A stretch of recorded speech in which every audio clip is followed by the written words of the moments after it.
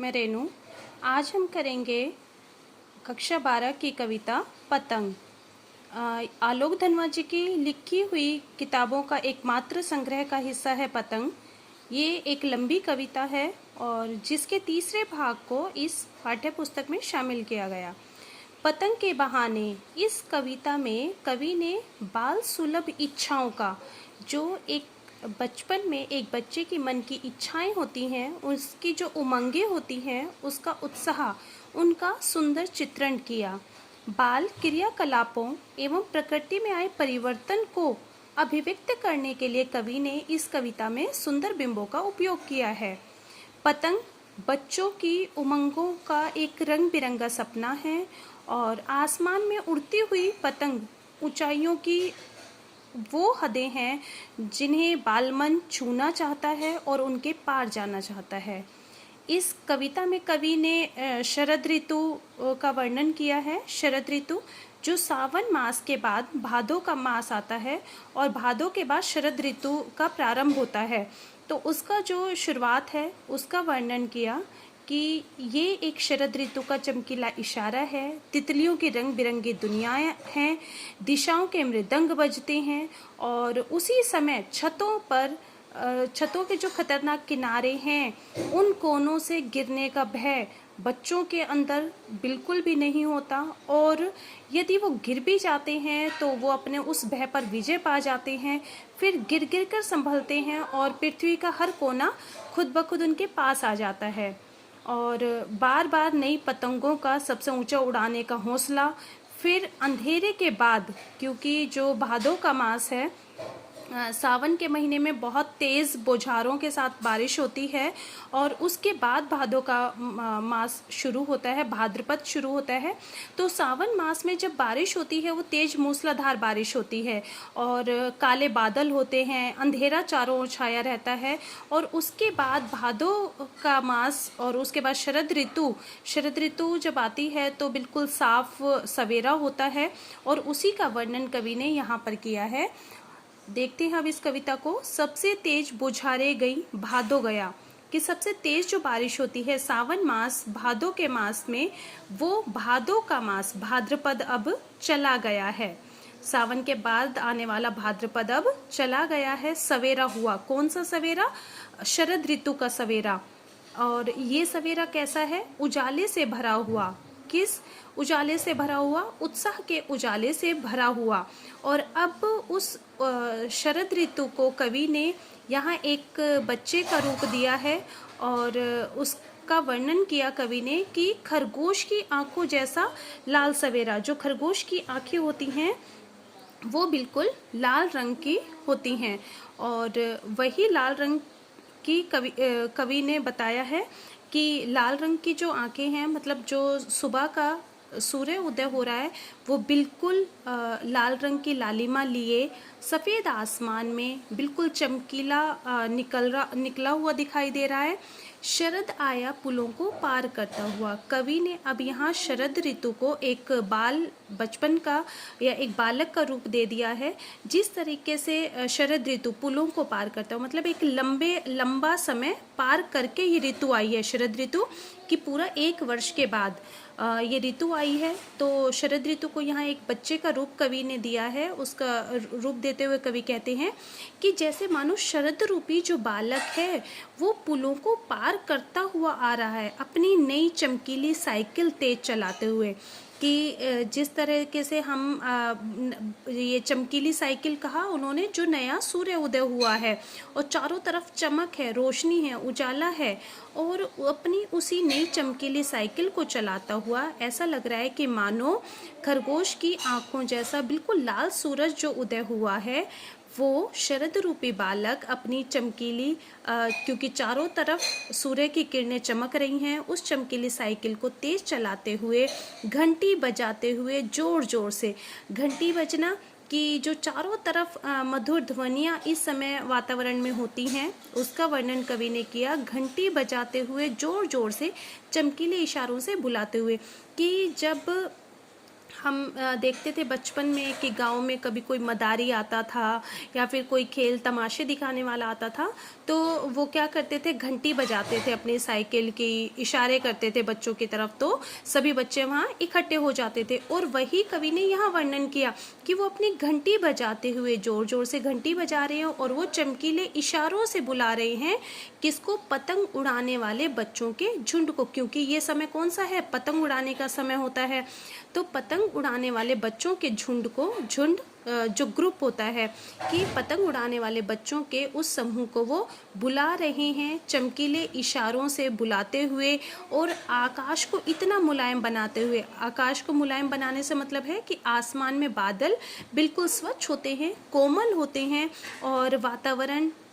में वायु अच्छी चलती है, और बिल्कुल ऐसा सुहावना मौसम होता है जिसमें आसानी से पतंग उड़ाई जा सके, कि पतंग ऊपर उठ सके, दुनिया की सबसे हल्की रंगीन चीज़ उड़ सके। पतंग को कवि ने दुनिया की सबसे हल्की और रंगीन चीज़ कहा है, कि जो पतंग होती है वो सबसे हल्की होती है और रंगीन, क्योंकि वो रंग बिरंगे कागज़ की बनाई जाती है। दुनिया का सबसे पतला कागज़ उड़ सके, बहुत पतला कागज़ होता है इसके लिए पतंग में जो प्रयोग किया जाता है। बांस की सबसे पतली कमानी, सभी को पता है कि जो पतंग बनाई जाती है उसमें जो लकड़ी होती है वो बांस की होती है, और पतली सी जो लकड़ी होती है जिसको मोड़ा जाता है धनुषाकार में, वो कमानी। कि पतंग के साथ साथ, उस कागज़ के साथ साथ वो कमाने भी उड़ रही है, कि शुरू हो सके सीटियों, किलकारियों और तितलियों की इतनी नाजुक दुनिया। और जो वातावरण है उसका कवि ने मनमोहक वर्णन किया, कि इतना सुंदर है कि बच्चे जब बच्चों की जो किलकारियाँ हैं वो शोर मचा रहे हैं, चिल्ला रहे हैं, और सीटियों की आवाज़ें आ रही हैं, और तितलियाँ भी पूरे पेड़ पौधों के ऊपर इस मोहित वातावरण में घूमती हुई नज़र आ रही है। तितलियों की नाजुक दुनिया, इस दुनिया को तितलियों की इसलिए कहा क्योंकि तितलियां बहुत नाजुक होती हैं, कोमल होती हैं, और वही कोमलता, वही कोमलता और वही स्वच्छता, वही जो स्वच्छता है वो यहाँ वातावरण में दिखाई देती है। अब कवि कहते हैं, जन्म से ही वे अपने साथ लाते हैं कपास, पृथ्वी घूमती हुई आती है उनके बेचैन पैरों के पास। बच्चों के अंदर इतना उत्साह होता है, इतना जोश होता है, कि मानो वो जन्म से ही कपास, सभी जानते हैं कपास जो रुई जिससे बनाई जाती है, कपास का पौधा होता है जिसमें रुई आती है, कॉटन, जो सबसे हल्का होता है, बहुत हल्का होता है और बहुत सॉफ्ट कोमल भी होता है। कि ऐसा लगता है बच्चों की इस उत्साह, इस जोश को, और इतने तेजी से उनका दौड़ना भागना, इन सबको देख के ऐसा लगता है कि मानो बच्चे अपने जन्म से ही अपने साथ कपास लेकर आए हों। अर्थात बच्चे बहुत ही हल्के कोमल होते हैं, और उनके अंदर का जो उत्साह होता है वो उत्साह ऐसा लगता है जैसे मानो पृथ्वी घूमती हुई आती है उनके बेचैन पैरों के पास, और वो इतनी तेज़ी से दौड़ते हैं, भागते हैं, कि मानो अपने आप ऐसा लगने लगता है जैसे पृथ्वी खुद घूमकर उनके जो व्याकुल पैर हैं, उनके बेचैन पैर हैं, जो पूरी पृथ्वी को नाप लेना चाहते हैं, सब पर जल्दी जल्दी से दौड़ना चलना चाहते हैं, उन पर पृथ्वी स्वयं ही उनके पास आने लगती है। जब वे दौड़ते हैं बेसुध, छतों को भी नर्म बनाते हुए। छतों को नर्म बनाने से मतलब क्या है, कई बार हम जब देखा होगा बच्चों को, जब छतों पर वो पतंग उड़ाते हैं, जो छत गर्म भी होती है और कहीं कुछ उन्हें चुभ भी जाए, पर बच्चे उसकी परवाह नहीं करते, वो नंगे पैर उसी तेजी से, उसी तीव्रता से अपनी सुध बुध बिसराए वो दौड़ते रहते हैं। कि जब वो बच्चे दौड़ते हैं बेसुध, अपनी सुध ना रखना, अपना ख्याल ना रखना, और उस छतों को नर्म बनाते हुए, उनके लिए वो छतें उस उत्साह में, उस जोश में इतनी उन्हें नर्म लगने लगती हैं कि उन्हें परवाह ही नहीं रहती कि वो छत पर कहीं उन्हें चोट लग जाएगी या फिर उन्हें कहीं कुछ दुख होगा। दिशाओं को मृदंग की तरह बजाते हुए, और वो जो शोर करते हैं, पूरी दिशाएं उनके लिए मृदंग की तरह, मृदंग एक वाद्य यंत्र की मृदंग की तरह, कि चारों ओर जो सुगंधित वातावरण है, और उसी के साथ साथ जो ध्वनियाँ आ रही हैं, मधुर ध्वनियाँ, की कहीं पक्षियों के चहचहाने की आवाज़ है, बच्चों के किलकारियों की आवाज़ है, तो ऐसा लगता है कि मानो दिशाएं मृदंग की तरह बज रही हों, जब वे पेंग भरते हैं। पेंग भरना होता है कि जब हम झूला झूलते हैं, हमने देखा होगा कि झूला झूलते हुए हम जब ऊपर की तरफ आगे की तरफ चलते हैं तो हम अपने शरीर से आगे की तरफ धक्का देते हैं, और जब हम पीछे आते हैं तो पैरों से ही उसे रोकने की कोशिश करते हैं। तो पेंग भरना होता है हवा में तेजी से ऊपर की ओर चलना। कि जब वो पेंग भरते हुए चले आते हैं डाल की तरह लचीले वेग से, अक्सर कि जैसे एक पेड़ की जो डाल होती है वो बिल्कुल लचीली होती है, फ्लेक्सिबल होती है, और ऐसा लगता है बच्चों में भी वही लचीलापन, वही फ्लेक्सिबिलिटी, क्योंकि वो छतों पर तेजी से अपनी पेंगे भर रही हैं, इधर से उधर तेजी से चलते जा रहे हैं, दौड़ रहे हैं। तो उनके अंदर बहुत ज़्यादा लचक होती है, बहुत ज़्यादा वो कोमल होते हैं, और सबसे बड़ी बात होती है कि वो उनके अंदर अपने लक्ष्य की प्राप्ति, और उनके लक्ष्य क्या है कि पतंग को उड़ाना, और उसके साथ साथ बहुत अच्छे तरीके से उड़ाना। तो जो ये पतंग है ये उनका लक्ष्य है, और इस लक्ष्य की प्राप्ति में उनके मार्ग में आने वाली सभी बाधाएं वो उन्हें छोटी लगने लगती हैं।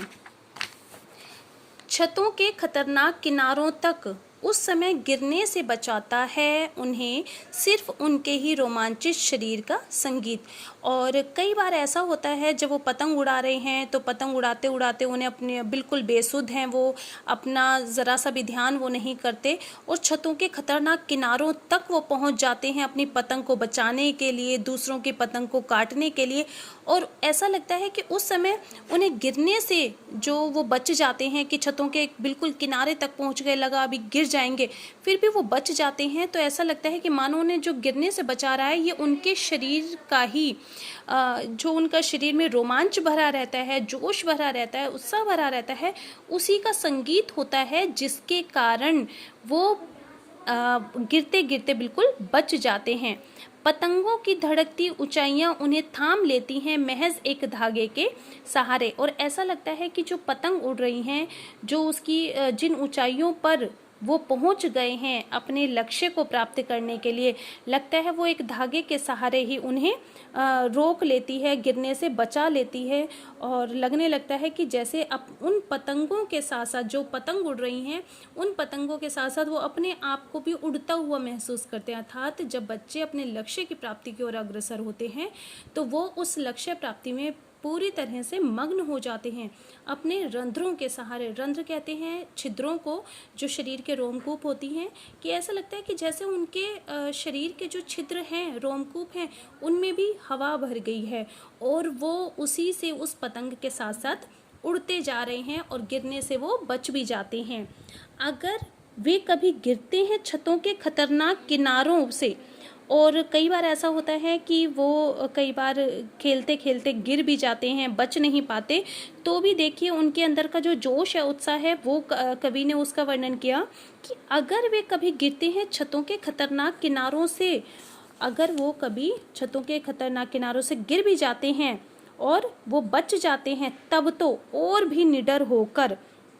कि अब उनका जो डर था, उनका जो भय था कि उन्हें चोट लग जाएगी या गिर जाएंगे, अब तो वो बिल्कुल निडर हो जाते हैं कि अब हम गिर भी गए। क्योंकि बच्चों के अंदर वो क्षमता होती है कि वो अपनी किसी भी रोग प्रतिरोधक क्षमता भी बच्चों की अधिक होती है, उनकी दृढ़ संकल्प शक्ति भी अधिक होती है, तो वो अपनी बीमारियों से जल्दी लड़ लेते हैं। गिरने के बाद जो उन्हें चोट लगती है वो जल्दी ठीक हो जाती है। तो जब वो गिरकर ठीक हो जाते हैं तो वो और भी निडर होकर, कि पहले से ज़्यादा और निडर हो जाते हैं, और उस सुनहले सूरज के सामने आते हैं, और दोबारा से अपने एक नए उत्साह के साथ और नए जोश के साथ वो पतंग उड़ाने के लिए, वो डरते नहीं हैं कि हम गिर जाएंगे, अब वो बिल्कुल निडर हो चुके हैं, और निडर होकर दोबारा से वो उस सुनहले सूरज के सामने आते हैं, और भी अधिक उत्साह के साथ, और भी अधिक तेजी के साथ अपने लक्ष्य की प्राप्ति की ओर अग्रसर होते हैं कि पृथ्वी और भी तेज घूमते हुए आती है